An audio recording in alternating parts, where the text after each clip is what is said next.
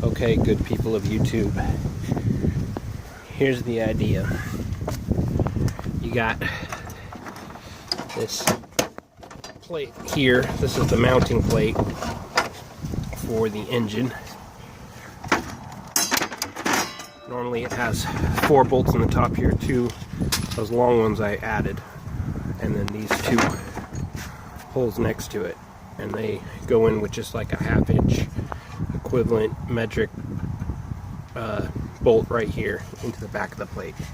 So the idea is, so what I did is took out the 3 black screws and separated also the ground wire and separated the motor housing from the aluminum or cast plate in the front, and then I drove some about 2-inch screws through there with a nut,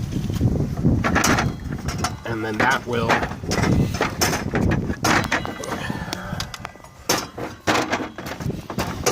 mount to the mounting plate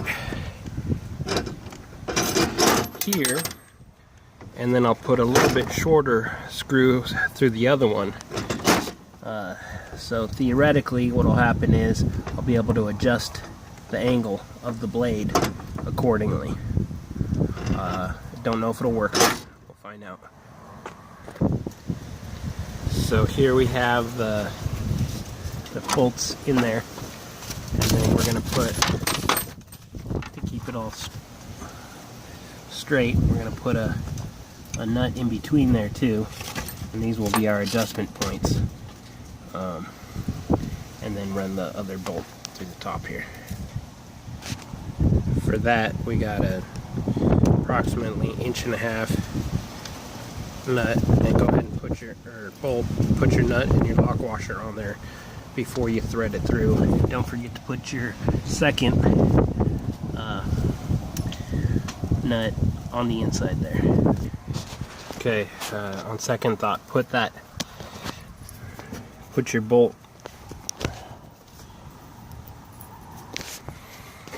put your bolt first before you mount the back, because it's a pain in the butt. So you put your 1.5 inch one in the front hole with the blade being the front, and then you're going to want to thread your nut on the bottom on both of them, and that's about 1.5 inch, that screw. So now you have in your front set an 1.5 inch bolt, a nut, lock washer, and then a nut underneath. And then your 2-inch bolts coming through here, I guess technically they could be 1.5 inch also. You're gonna thread them through the bottom, then you're gonna put your nut and go up there, and you're gonna want to tighten your, you can lock it on top just to hang it, but then you're gonna want to tighten your 1.5 inch bolts in the front first. So once you're at this point, you got it hanging on the bolts. That's when you got to get your 10 mil in there and tighten that screw up to where it'll lift up the whole casing for the engine there into the mounting plate. And it's just a pain in the butt because there's no room to work. So you just be patient.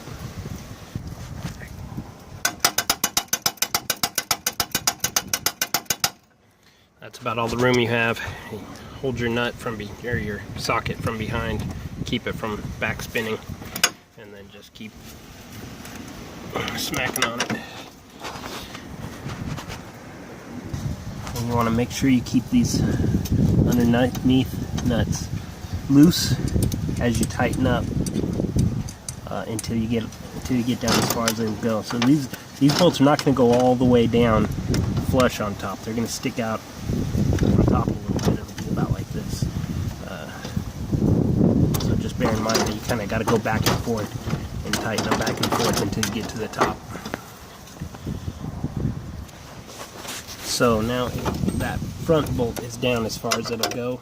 Once it starts getting tight, leave it alone. Even though the bolt isn't tight, the two nuts on the mounting plate have slack, but the bolt starts getting tight inside here, and don't over tighten it. Just leave it alone. It doesn't need to be tight here because this side is going to be super tight. This isn't going to move once you tighten the two bolts together on the mounting plate. It'll be solid. So don't over tighten it once you feel it getting a little bit tight here.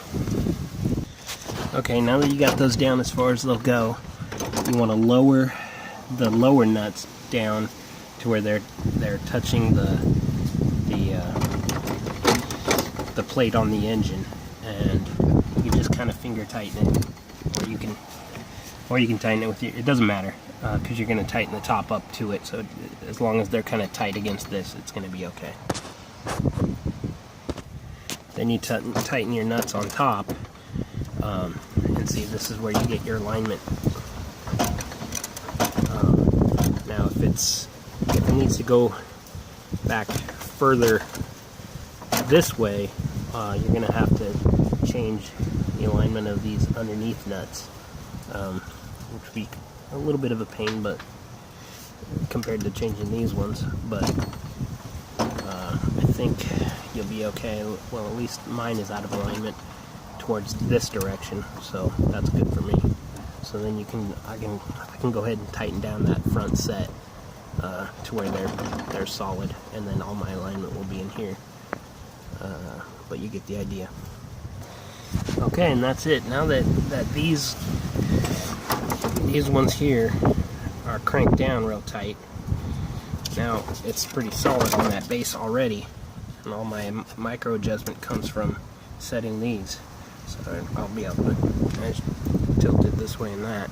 And again, if you need to tilt it more this way, you're going to have to adjust these ones down. You're going to have to loosen that and make a gap between your nut and this mounting plate, and then tighten it to the you want to have a space between this cast engine and the nut, and then you're going to tighten it to the mounting plate. And that won't, as long as this is tight, it doesn't matter that this is tight, because this bolt won't be able to spin. So, and since it's mounted by two things, it's not going to go anywhere. So it's just going to adjust the height, and then you can adjust this side accordingly. So these screws don't need to be tightened here, because the mounting plate is tightened down here, and these bolts are tightened to this and the mounting plate. So it's solid already, and I haven't even tightened these. And that's just because it's mounted to the mounting plate. It's not actually tight here, but you can see it's not going anywhere. It's probably better than it was from Harbor Freight. That's it. And as you can see, it does not interfere with your plate. There's plenty of room, even though it's further back a 1/4 of an inch, 3/16 of an inch. Everything, there's plenty of clearance. So it should be good. I guess we'll find out. Now to set your alignment, take your carpenter square and your set, and you're going to want to clamp your blade to your set there before you tighten it. Don't crank it down too hard, because this is crappy aluminum. You're just going to want it one piece there. Now you can't get your square up to it because of the T-bar. So take your carpenter square, line it up with your fence, and line that up with your carpenter square like that. And once you get the blade straight, then clamp down your set.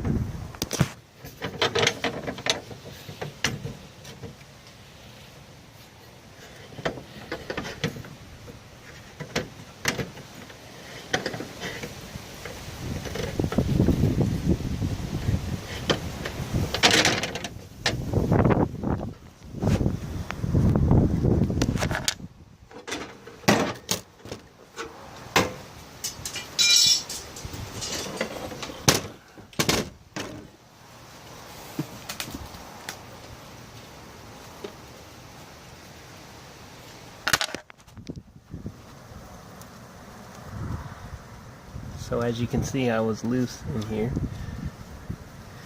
which was what I thought. I needed to go this way. So now I just tighten that up. Back one too, just by fingers. So it's touching that top mounting plate. And I just gotta crank those down on top. Theoretically, I got the most accurate Harbor Freight saw ever produced at this point. Thanks to a little Canadian engineering here in Texas. And this is where I would suggest you get shorter bolts here considerably. You could drop 3/4 of an inch off this, so get about these sides, 1.5 inches, because it's a pain in the butt to get past that back there. And there it is, pretty stinking straight.